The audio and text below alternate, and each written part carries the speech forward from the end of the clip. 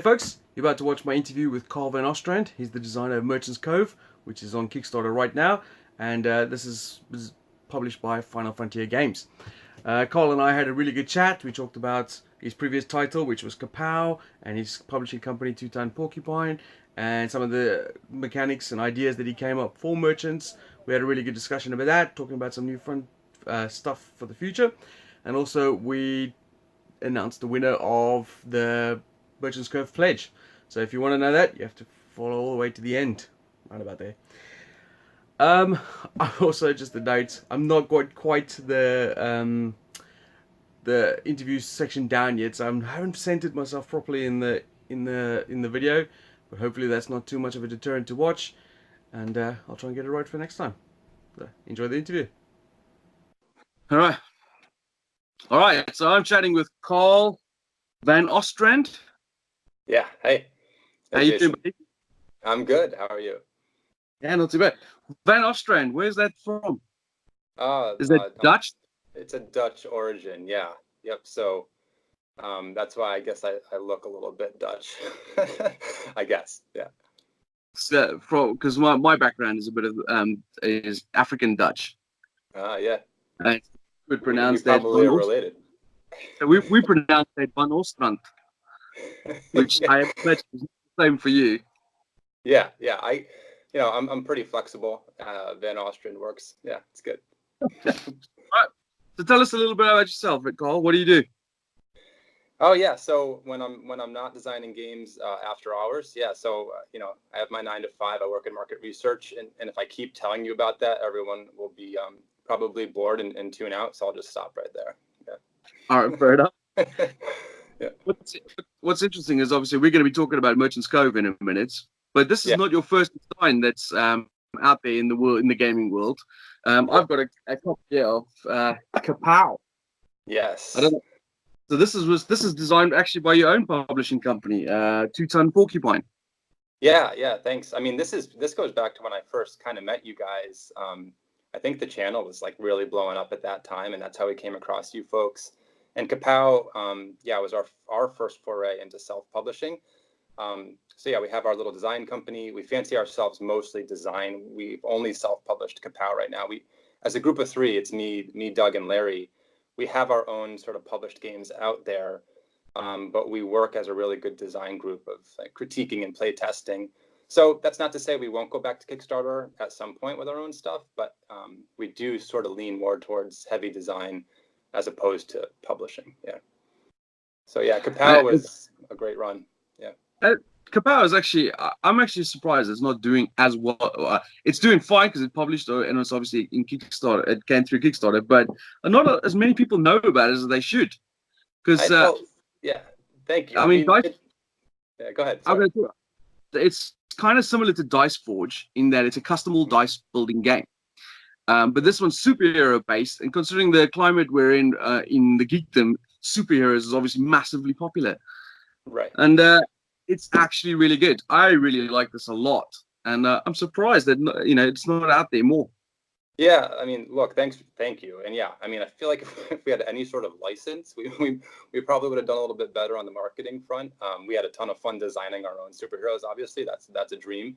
But yeah, I mean, it's been really well received by those who play it. The rating is high. I mean, it's a 30-minute slugfest with a really interesting craftable dice twist. So people that play it love it. When we go to cons, I mean, we can sell people just through a single play because they love how fast it is. It settles who's doing the dishes at night. You can have a quick romp and just decide who's going to have to cook or do the dishes. So yeah, I mean, thanks for that. I think we learned a lot too. I mean, again, we are design primarily. We are good at that, and we probably are not good at things like marketing. So yeah, I'm sure a lot of it had to do with that, but thankfully we got to the goal. And then, like I said, and to your point, when people play it, they love it, and it's a great little head-to-head game. So yeah. What's interesting is obviously we were talking about with Merchant's Cove now on Kickstarter, and it's with a pretty well-known company, Final Frontier Games, and it's a very massive design. It's what would you call a big game. I think maybe that will help Kapow in the future. I think so, yeah. If people tend to look back at designs, I mean, our big thing too is that, and you'll see this with Merchants Cove. I know you played it, but like our thing is when we sit down at Two Ton Porcupine and we're designing, we do try to make sure that any game that we move forward on has something truly unique and different for people to play. So with Kapow, it was the craftable dice. I mean, there's only, I think, 3 games on the market, and only one that really made a dent in sales was what you said, Dice Forge. So for anyone who enjoys chucking dice, but also enjoys like character progression and building up a superhero, craftable dice was the big twist in that game. And then, yeah, for Merchants Cove, it's obviously the very high asymmetry. So we always try to bring something new to players when we think about our designs. Yeah. Is the third one Lego games?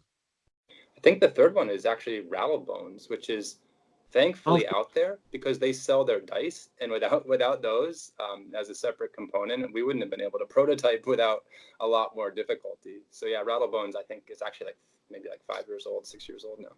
Yeah. because the first game I obviously played with any sort of customization to the dice was one of the Lego games. Yeah.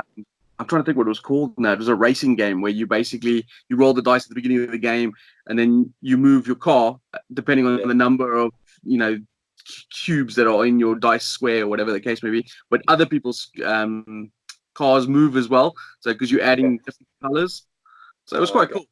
And then I remember when we got the prototype for this came in, it was like, wow, this is that was cool. This is way better. I think the application of craftable dice is where push comes to shove. I mean, it's cool to make your own dice.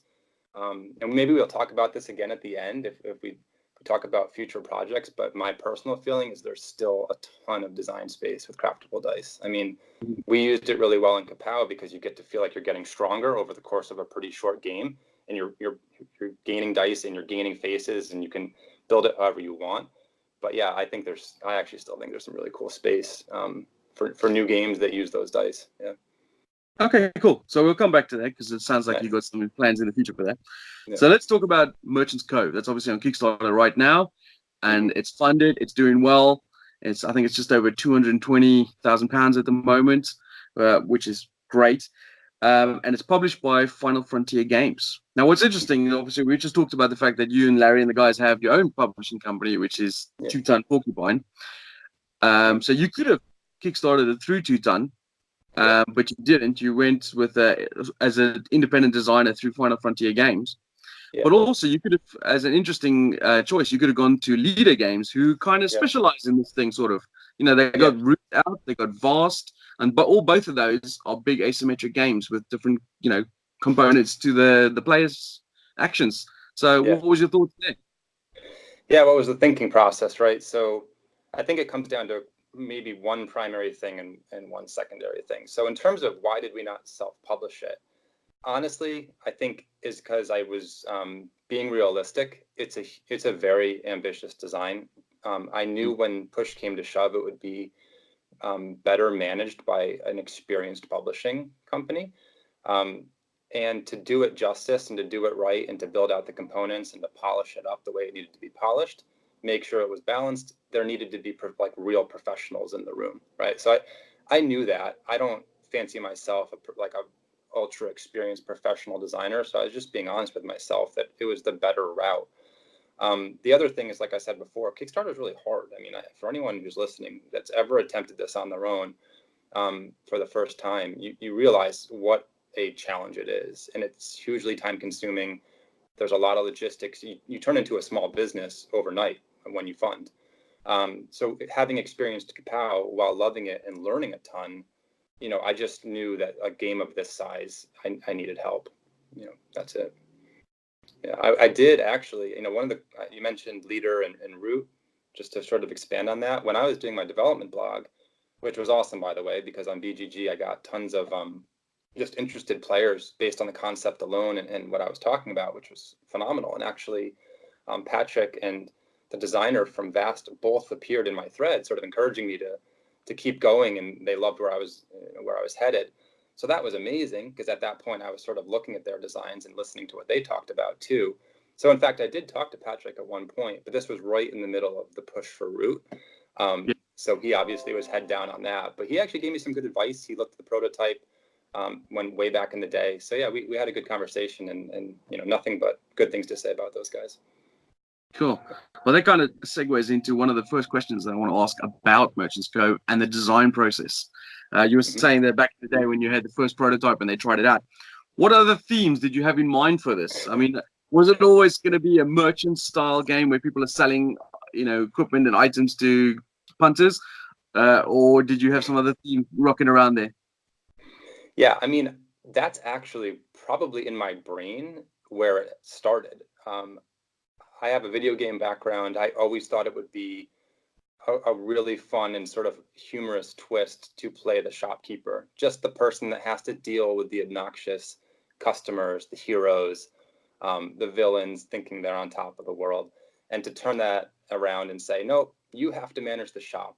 That was always sort of in the back of my head as a fun premise for a game. Mm, So thematically, I would say that was always there because anyone I mentioned it to, anyone if I was talking on a blog or talking to people at a convention and I mentioned that, they're like, oh yeah, that would be so cool. And you can just see people's gears start turning about how different shops would be run. So when it came to heavy asymmetry, I was like, this is perfect because a blacksmith would never run his shop remotely similar to how an alchemist would run their shop. So to answer your question, that theme was always there. And what Final Frontier was able to do was say, all right, we have a fantasy universe, so we might adjust this a little bit, but man, it's a perfect fit. We can take some of the feeling and tone and atmosphere of our game world and directly apply it. I was like, perfect. So that was a huge sort of moment when we all figured that out on the phone. it's interesting because you're talking about the shopkeeper theme. I played a couple of games recently because I actually think it's a really cool theme. It's the flip of what a normal adventuring is. Instead of going out and fighting the monsters and stuff, you're sitting at home making the money off those guys. And I played a Yeah. game recently from Pencil First Games called Heroes Welcome. I think that's Mm-hmm. what it's called. Yeah, Heroes Welcome. And have you tried that? I have not. No, it's a the, new one. the, the theme there is basically it's a goblin town and there's a dungeon just off to the side of it. The heroes go into the dungeon and they come back with all their loot. And then you buy the loot off them, right? But then you Right. break it down, and make new loot out of it, and then sell it back to the dungeoneers. So then the heroes go back into the dungeon again and go raid them and take the loot, come back to you, you make the money, sell it, break it down. It's Yeah. it's Make actually a news. really Yeah. fun, interesting game. Pencilford has done a fantastic job on that, and the theme worked really, really well. I thought we played it and did a review on my channel for it recently, and I really enjoyed it a lot. It was really good fun. And obviously, this one, is not quite as naughty as that one, like in terms of the goblins Yeah. trying to repopulate that. But the idea of being a shopkeeper thing, I think, works. Ironically, Yeah. I I played feel a game.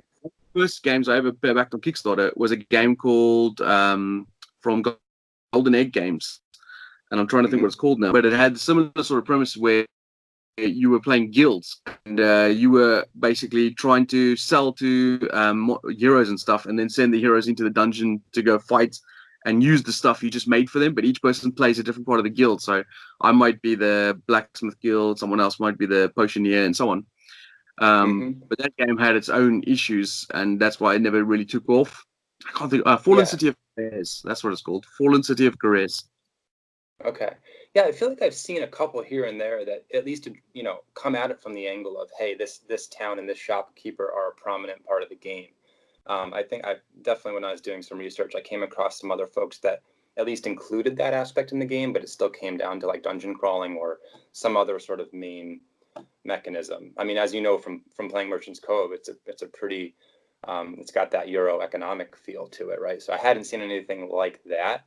But you're right. There's some cool designs out there, and as a premise, it's always going to win me over. I'll play any game that has that premise just because I want to see what they did with it. It's fun. So how long have you been working on this design? Because I can Yeah, it's been a imagine. long, yeah, long road, man. It's been an awesome road, obviously, and I'm super excited right now.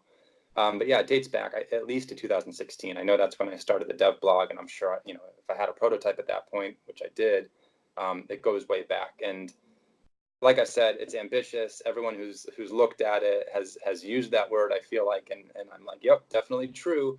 Um, So it goes a way back, and it's taken many shapes. There's been many different shopkeepers. I've had a ton of feedback, and ultimately, what it was then and what it is now, they're very different games, but in a good way. I think it was like designing 6 games at once, and then trying to balance them all. So yeah, I lost a lot of sleep, but I also had a really fun time, and I'm glad we're here. We are like right now. I'm like, this was all worth it. It's a great feeling. Yeah, I can imagine. Well, that's interesting because a couple of other questions I've got is how many other mechanical or shopkeepers did you have, and narrowing it down to the 6 that you have now? I mean, if people are not familiar, you've got the blacksmith, which is a dice manipulation one. You've got the Right. oracle, which is a roll and write. You've got Yep. the alchemist, which is I'm not really sure you would call that the Yeah. marbles and stuff. Yeah. Select and match, sort of. Yeah. Yeah, you got the chronomancer, which is basically a rondel based one. Hmm. And you've got the captain, which is Yeah. kind of pick up and deliver, but it's more like pick up and teleport. Return. Yeah. Yeah, Pick up and whoosh back to your cove. Yeah. yeah. Right. So yeah, I to think answer your I think question, yeah. Sorry, would you say you cut out a little bit there? the innkeeper. I've not mentioned him, but I'm not really sure. I've not Oh, played him yet, so I don't know what he does. yeah, the innkeeper is interesting. He has sort of a preparation mode and he's unique, which is sort of why we thought he was best served as a expansion character. But it's really cool. He not only does he get to make drinks for all the people that are coming ashore, which just thematically fun, making drinks for the customers, but he also has to prepare. It's a preparation. He has to get his inn and his beds ready for the folks that are going to be sort of overflowing into the tavern. Then you have to avoid them. If they don't get beds or they don't get seats at the bar, they end up brawling in the middle of the tavern, which of course is not good for business. So yeah, he has sort of a preparation mechanism going on that I think people will dig, and it's pretty easy to learn too, compared to like the Chronomancer, for example. So yeah, cool role. Um, to answer your question, I mean, I must have 5 to 7 just totally dead shopkeeper designs that got pushed out of the way for better ideas. I mean, obviously, like when you think about, hey, what core mechanisms can I include in my merchant shop here? There was the obvious ones. Like at one point, we had a deck builder. They've also sort of changed around where we made decisions where it was like, okay, the blacksmith sort of was a deck builder, but wouldn't it be cool if he was really the dice chucker because he could have alloy dice and coal dice? So we started re-envisioning where theme best tied into component, which was Right. awesome. And Johnny and Drake, as the developers, did a lot of that, and they always hit it on the head. So other things, I mean, I had one like a bag builder that used small chits where you would pull, and there was sort of whammies in the bag, but you had to chain together combos to pull off like pickpocketing. So you had this sort of nefarious character that if you pulled off the right combos, you could actually directly take from customers before other people could get to them. I mean, there was all sorts of stuff. Like I said, any sort of major mechanism that we played, whether it was like resource management or worker placement or deck building, like I said, I think I tried them all. I had tile flipping going on. Um, yeah, it was a mess. Yeah, it was a mess of ideas. But that's what you need, to get the good ones out. Yeah. So that's interesting because obviously, like you said earlier, it's basically designing 6 little mini games. I Yeah. mean, the balancing of that must have been tough because not only are you trying to balance them against the core mechanism of the game, which is selling to the customers and gaining money, i.e., points, Yeah. but you have to balance each merchant against another merchant to make sure that no one merchant is basically more powerful than the others. That Right. must have taken a lot of work. Yeah, absolutely. And a lot of play testing and feedback. And then, what it oftentimes comes down to spreadsheets and math. And one time, once Johnny got involved and we developed sort of an input mechanism, which was the time resource. The nice thing about that, and something he's very good at, he's able to say, okay, if input is X and output is Y, then every shopkeeper can be put into that formula, and we have a really good premise for the value of everything in the game. So I used to be afraid because I thought people might not like it if I said every shop is a mini game, because the knee-jerk reaction to that was, well, then it's not deep enough if it's a mini game, or oh, that means you're playing solitaire, right? You see a lot of these knee-jerk reactions from players, Now I embrace it because the fact that you get to play your own mini game adds so many other benefits to the game. For example, making balancing actually possible because you can have consistent inputs and consistent outputs through that mini game, tie them to the main game, and now you have a formula for balancing. So I've actually come to embrace that sort of elevator pitch to say, yeah, you get to play your own mini game. And it's because of that, one, it's a lot easier to learn. You don't need to know what everyone else is doing. You don't need to learn what the other folks are doing at the table for the information to be strategic. And it has an algorithm and a formula you can apply for balancing. So I'm like, I embrace it now. It comes with so many pros that, as we react to people in the Kickstarters live, I feel like everyone's sort of nodding along saying, okay, that kind of makes sense. I get it. Yeah. It's interesting because there's an interesting, how should I say, like a development of how games progress. Like, for example, one of the first games that I remember seeing that came out where every player at the table was playing a different role was obviously Vast. Yep.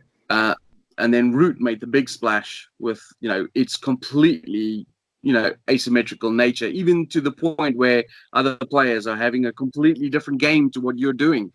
Like we could sit there and look at them and go, I have no idea what's going on, but I know what I'm doing, but I have no idea what you're doing. That's and I think for a lot of people that can put them off. That could, no, I'm not going to disparage Root because Root's a fantastic game. It's doing well and it's deservedly so because it's breaking that mold of what game design is like. But I have seen people obviously talk about the fact, like I've seen it in my own house where, we're playing a game and someone's going, I'm not really on board with this because I don't really know what's going on. I feel like I'm just doing my own thing and I'm sitting here watching you guys do your thing and I can't contribute to the conversation but what you've done, what I think is really interesting is that the core focal point of the game is the selling to the merchants. Not to the merchants, to the adventurers, the guild members, right? And them coming on the boats. No matter what you're doing, so whether you're playing the roll and write or the pick up and deliver or the dice manipulation game, everyone is working towards the same goal, which is I need to sell as many items as I can to those guys to make as much money as I can. Yes. And I think that ties the game in a lot better to new gamers and people who are playing it for the first time, because that means you can just tell them your goal is to make money. You make stuff to sell, and it works so easy like that. Yeah, I think the word for me was accessible, right? And like you said, there's room for all types of games, and I would never, obviously, Root is amazing, right? I mean, with all of the challenges that come with Root, there's a lot of upside too. Like I'm the first to admit it. I struggled with the game at first too, but I also know from reading it and researching it and watching other people play it and seeing a ton of videos that there's an upside to the sort of immersion once you do sort of everything clicks and people absolutely love it and there's an element of bringing the same people back to the table. So I get all that, but like anything in design, if I saw a space, I saw some of the same things you just described, and I was like, people love asymmetry in concept, right? But there are immediate downsides to it. So I set out, if you go back to page 1 of my development blog, I was like, this is what I want to do. I want to make this accessible. I don't want to do that at the sacrifice of depth. And that's going to be my challenge.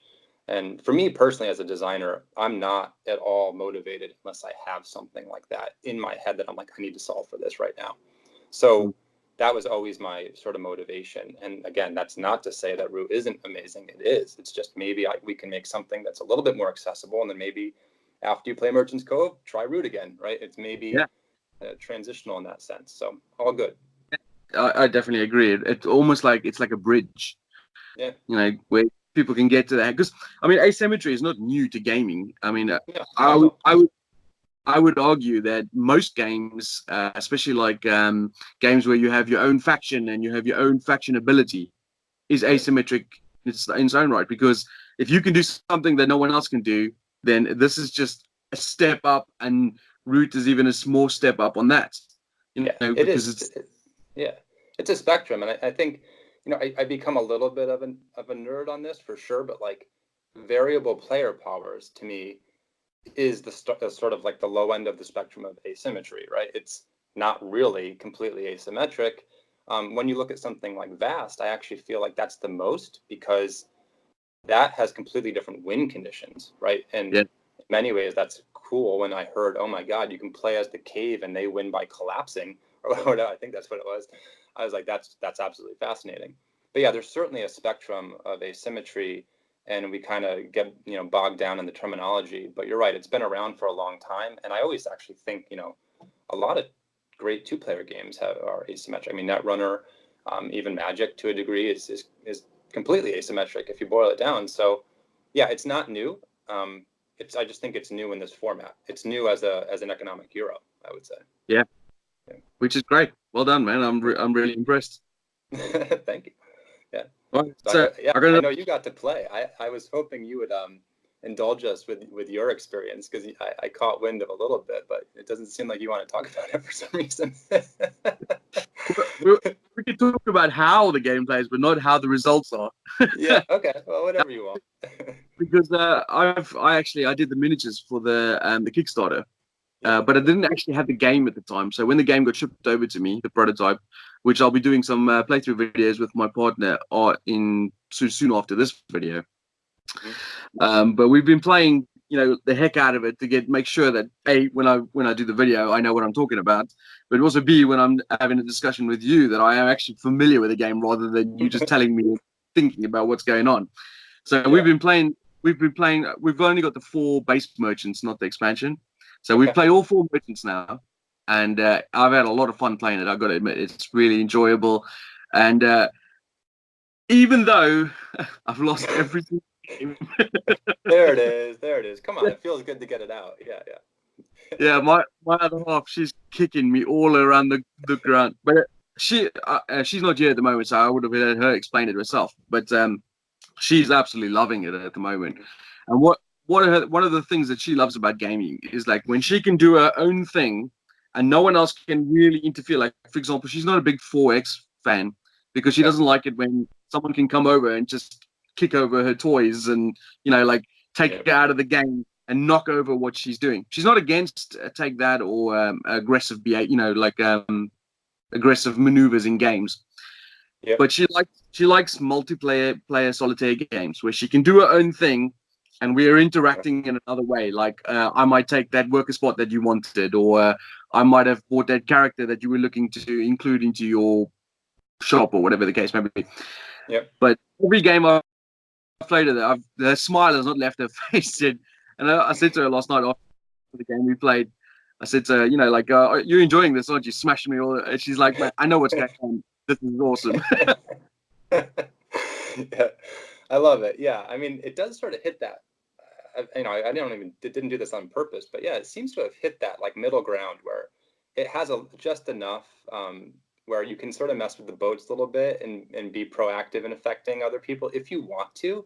But I feel like it's that kind of game where it depends on who's playing. There's enough room to say, yeah, if that's your strategy, you could possibly pursue a little bit of antagonistic play, but it's not normally how things play out. You do get that privacy of your own shop no matter what. And then it's sort of up to the players to decide, hey, how much do we want to mess with each other's boats and plans, which is almost an interesting human experiment and game group experiment to see how games go down. That's what I've noticed so far anyway. Yeah, I think was it this morning? I think it was this morning. We played. It might have been yesterday morning or yesterday. I can't remember. We've been playing so many games over the last couple of days. But I was playing the Chronomancer, and she was playing the Blacksmith.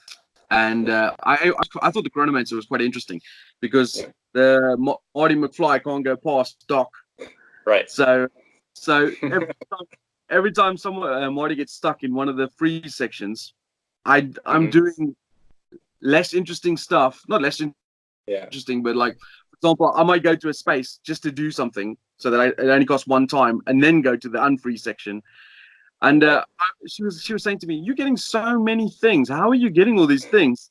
And I was like, "Yeah, it's, they pick up so much stuff so quickly." But then when it came to the end of the game, I had so many corruption. It was unbelievable that I went from first place to last place.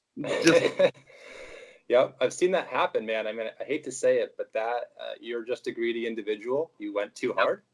Yep. And it's going to bite you in the ass. So just jumping right across the rondel and just unlocking him and going for what I needed. I was like, no, I'm going to go slowly. I'm going to move across all these things, get all these corruption, and that bit me really bad. Yeah, Now, man. it's really good. Learn. I'm really impressed with the replayability of the merchants is really good as well, because once you play your one and you see someone else's one, even though it's roughly the same thing. I mean, whether you're playing the blacksmith and you're making armor or swords, or whether you're playing the alchemist and you're making potions and elixirs, you're still interested in like, oh, I want to try that next and see what it's like, you know. And that's real fun about the game, I think. Yeah, there's a lot of individual depth too. Like in the individual roles, I've been happy to hear people say this, is that if you lose with a particular role, you're still identifying as you play other potential strategies with that shopkeeper, with that merchant. So yeah, I like that too, that there's enough depth that you're not just going to play one and move on. That's cool, but you also may be inspired to say, wait a minute, I want to stop and perfect this merchant and actually win with this merchant, and try a different strategy next time. So I've seen that, and that makes me happy too. That's the way I play. I'm like, if I lose with this character, I'm playing it again until I win. Who's your favorite? Who's your favorite merchant?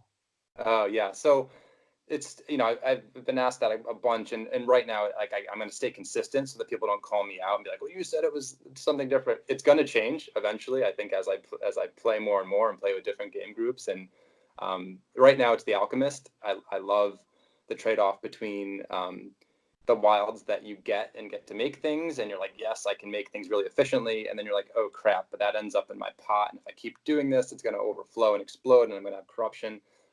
That simple trade-off is fun.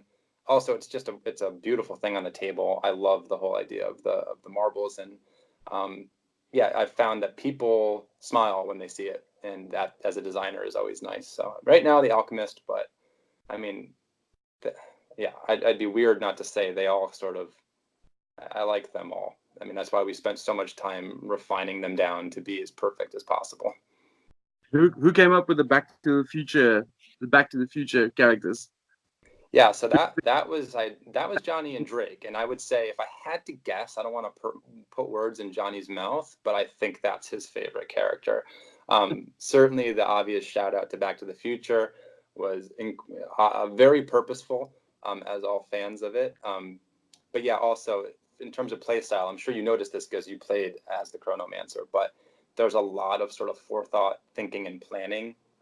And for people that like to perfect that and really make the tiles work for them, that's going to be a favorite role for sure. Yeah. I think currently that's my favorite at the moment. Yeah, so you're like a Johnny player. Yeah, that's cool. And I also like the mechanic of when you unfreeze the time, you get to slot in those new tiles from your stack. That's clever. I like that.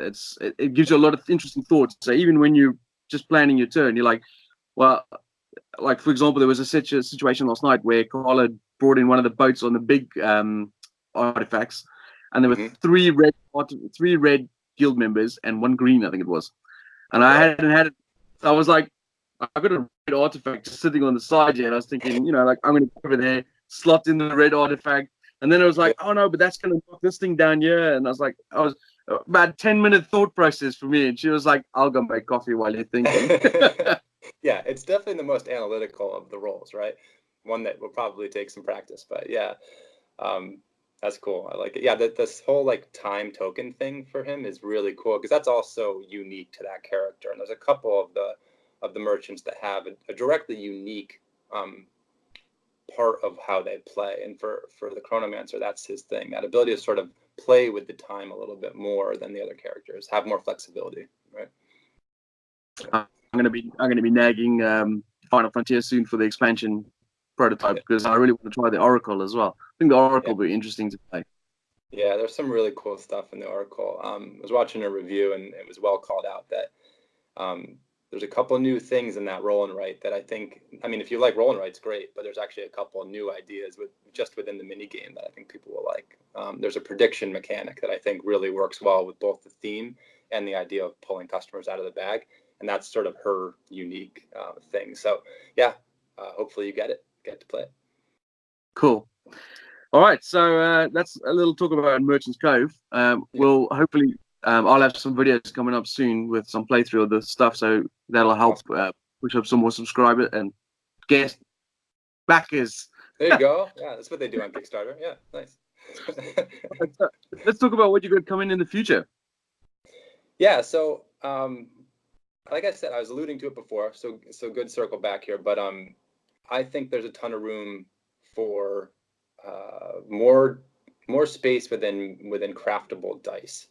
And my big push now is I want to create something. So I'm a big fan of dungeon crawlers. Like strangely, I'm drawn to the Gloomhavens and the Kingdom Death Monsters, and they're an awesome escape for me. I love co-op and dungeon crawling experiences. So I actually think that there's a insanely amount of open space in developing a game like that with true campaign-based character progression using customizable dice. If you take the idea of all those dungeon crawlers, which I love and will probably play forever in anything that comes out, I have not seen it done well where you can take your character over the course of multiple campaigns and missions and scenarios. And the way that your character would progress is by building your dice to be stronger and stronger and stronger. So the dice actually represent your character. And it would create this incredible experience of actually leveling up and using your experience to change and bolster your dice pool. Not just which dice you have, but how they are constructed. So the beautiful thing about craftable dice is that you get to decide what's being rolled. And then if you incorporate that into a roll and place, sort of like Kapow does, you get this insane amount of mitigation that solves all problems with dice for me, right? So if you go back 2 decades and you look at dice combat, I can't do it anymore. It's just completely too luck driven and coin flippy for me.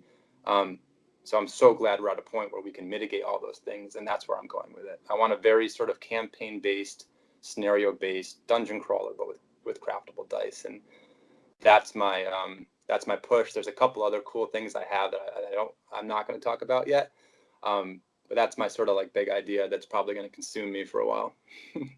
That's interesting. When we're done with this interview and we'll stop recording, I'll talk to you a bit about it because I'm actually working on a dungeon crawler as well. Yeah. But it's a deck building dungeon crawler. Yeah, cool. Yeah, it's the same. I see where you're going with it, but go ahead. Yeah. Yeah. So we'll chat about that a little Yeah. later. So that one, I mean, are you working with Larry and Doug on anything more for Two-Ton Porcupine? I mean, I imagine there are expansions in the work for Kapow at some point. Yeah, we hope so. I mean, we have some characters for Kapow that are basically 90% or 100% done and ready. If we can get it to that point, we would be very excited to bring that back. And then yeah, there's a ton of stuff. So Larry recently sold a design that I can't talk about, but yeah, he recently sold a design. Anything we work on, anything that I work on. So this dungeon crawler I'm talking about will absolutely hit the table with them. Whether or not we self-publish it or work with a publisher, I think is not yet decided. We sort of handle it case by case. Sometimes we're like, hey, this is a nice little nimble and fun, unique experience. We could probably self-publish this. And then other times it's more like Merchant's Cove, where we're like, this actually is in better hands with a publisher. So we try to make those calls as the games come to fruition. Yeah. So yeah, I think there's a bunch of stuff in the works. Yeah, Doug's working on something really cool using the sort of Day of the Dead theme. I think that's not what it's called. Day of the Dead, as in the holiday, not the movie. Oh yeah, Yeah. Los Muertos or something. Yeah, right. So I don't want to spoil too much on that, but he's got this cool idea where you're preparing and honoring for people as they go through that process, and it's got some cool twists. So he's working on that. Larry has the design that he sold. I'll just say this: I love when people take a new approach and take a little bit of a gamble. And this is at its core, it's very much like a team versus team game. So you can play like 1v1 or 2v2, and I think it'll work well at 3v3. But it's this sort of like really nice asymmetric design, but it's team based.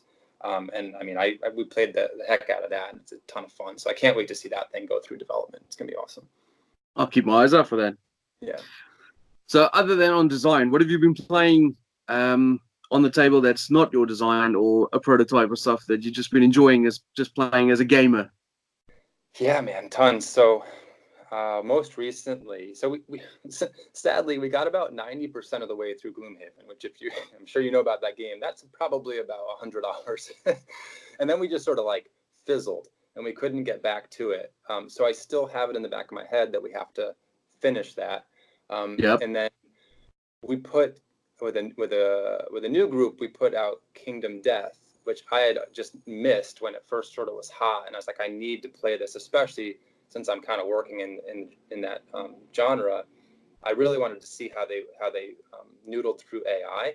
So that's been an awesome little run. We're already dead.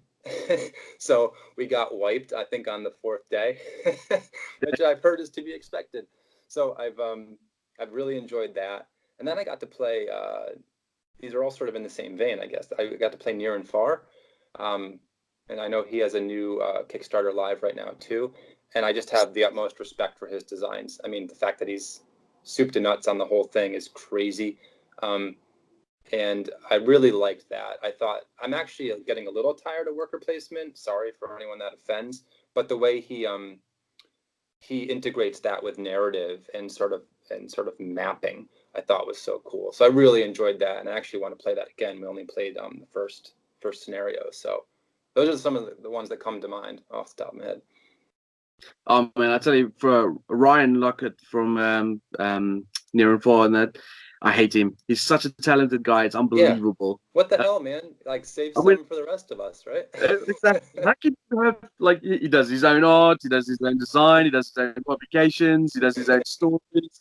And then what? Yeah. I played one guy Rush the other day, and found out that he thought, oh, these little, tokens should be mines. You know what? I'll just sculpt them. It's Yeah. like, Yeah, exactly. oh, seriously? Right. I know. I'd like to give him a hug and then slap him across the face. Why are you so good at this? Yeah. Super Yeah. jealous I am. That's just all it is. Yeah. Yeah, it's cool. So yeah, those games, just it's something, his atmosphere too, just really, it's the way the art and everything comes together. Yeah. Definitely is, look up to what he can do. So yeah, I thought that game was really solid, and I definitely backing the next one. You're sleeping gods. Yeah. I mean, I don't see how you can't. If you've enjoyed either of the other ones, they just seem to get better, and yeah, you got to support that guy for what he's doing. Yeah, well, 100%. He's a top guy who does great work in the industry. I mean, all the stuff that he brings out are always top quality products and stuff. Absolutely. Yep. All right. So apparently we have a competition winner Yes. Yep. for a pledge for Merchants Cove. Yep. I had a competition running where I painted up the figures and shared it around on social media. If you commented on the original post, it'll be randomly drawn. And Carl has the winner. So you want to Yeah. tell us? Yeah. Let me just get it here. I had to adjust my phone a little bit. So hold on. All right. Yeah. So you ready? Oh, we're good to go here. All right. So congratulations to Craig Partridge. His comment on the winning on the post that was posted by Jason was the way he knew is that the Miko's Minis designs gave away the great artwork on the paint job as always. So congratulations to Craig. I think for you, Craig, what you're going to enjoy is watching all these stretch goals getting unlocked. So hopefully you get to see this. Yeah. Well, congratulations, Craig. I'll contact you by the comments. I'll just send you a message on their Facebook, and then I'll get you in touch with the guys from Final Frontier, so you can get a copy sent to you as soon as it ships, which I think is going to be June 2020, somewhere around there. Yeah, that's what I saw as well. Yeah, Final Frontier will have the official word on that. I don't get to make big decisions like that. Great. Well, thanks for the chat, buddy. I really enjoyed that. It was interesting to hear about the design because it's a big game and it deserves to get all the credit you get. Thanks, man. Yeah, always awesome talking with you. Awesome job on the minis. Like I said, I'm incredibly jealous, and I'm probably gonna have to figure out a way to get mine painted with you. So I don't know how you ship. I mean, how do you even handle that while we're talking? Yeah. I've funny though, where you were talking about Gloomhaven earlier. I've painted so many sets of Gloomhaven, and a lot of them are American based. Okay. And we just individually pack the miniatures in bubble wrap and stuff, so they don't shift around. Steal the box off, and then send it off to Although shipping is generally quite expensive. I think it's about 25 pounds, which is, I don't know how much that in dollars, about $35. Okay. And yeah, I figured your answer would include the word bubble wrap. So okay, yeah, that makes sense. So yeah, we'll figure that out. I mean, I can't not have them painted. Doesn't seem like that would be okay. So we'll have to talk. They look so much better when I'm playing with them now. Yeah, I noticed. Yeah, I noticed. Thank you. Yep. Cool. I'll speak to you later again, buddy. All right. See you, man. Bye.